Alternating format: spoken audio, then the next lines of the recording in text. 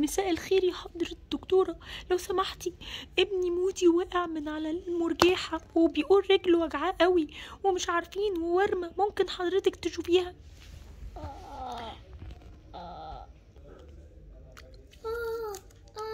رجلي وجعني قوي.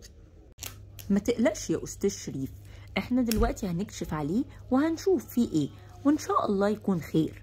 ما تقلقش خالص. وريني يا مودي كده، وريني رجلك، يعني حاول تحركها كده معايا. رجلي بتوجعني قوي، مش قادرة احركها خالص. يعني مش قادر تحركها ولا حتى حاجة بسيطة؟ لا. طيب هنحاول كده، انا هحاول احركها كده وقولي لو بتوجعك. انا هحركها كده يا مودي ونشوف لو في وجع. مش قادر تحركها؟ في وجع خالص. طيب انا هشوف كده، احنا لازم نعمل دلوقتي اشعة علشان نتأكد اذا كانت الرجل اتكسرت فعلا ولا لا.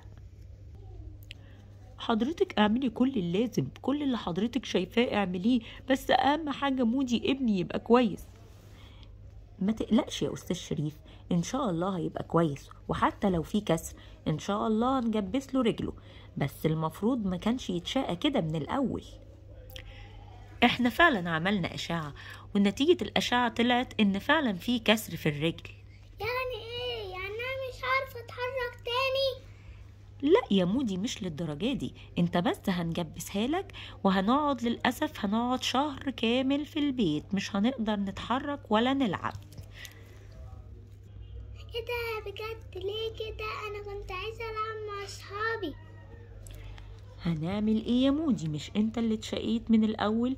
وانت بالظبط احكي لي يا ساندي ايه اللي حصل بالظبط؟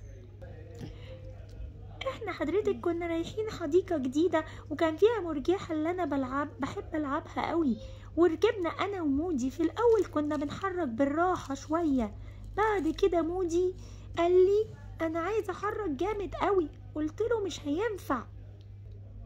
انا كنت عايزة احرك جامد وكنت عايزة اشوف احساس اكني طاير. لا يا مودي، يعني ايه طاير يا حبيبي؟ ما هم احنا ما ينفعش نطير، لكن ادي اللي حصل.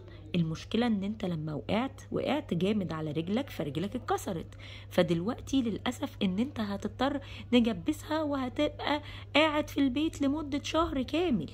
احنا المفروض نتعلم بقى من الغلط ده.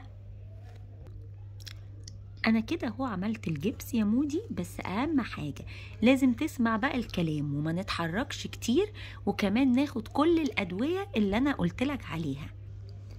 بس انا حاسس ان رجلي تقيلة كده ليه؟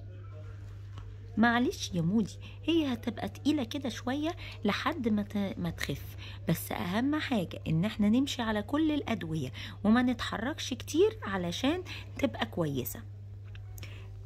حاضر يا دكتورة، احنا هنسمع الكلام، وان شاء الله مودي هيسمع الكلام وهيكون اتعلم من غلطته، وكل اصدقائنا المفروض يكونوا اتعلموا من غلطة مودي، ان احنا ما نلعبش جامد ونسمع كلام بابا وماما لما يقولوا لنا مثلا ما نلعبش جامد ونلعب بالحاجات بالراحة وما نعملش حاجة غلط. انا حرمت ومش هعمل كده تاني. اهم حاجة نتعلم يا مودي، نتعلم من غلطتنا. يا اصحابي ما تعملوش زيي عشان ما رجعوش جامد، عشان ما هيحصل لكم مش زيي.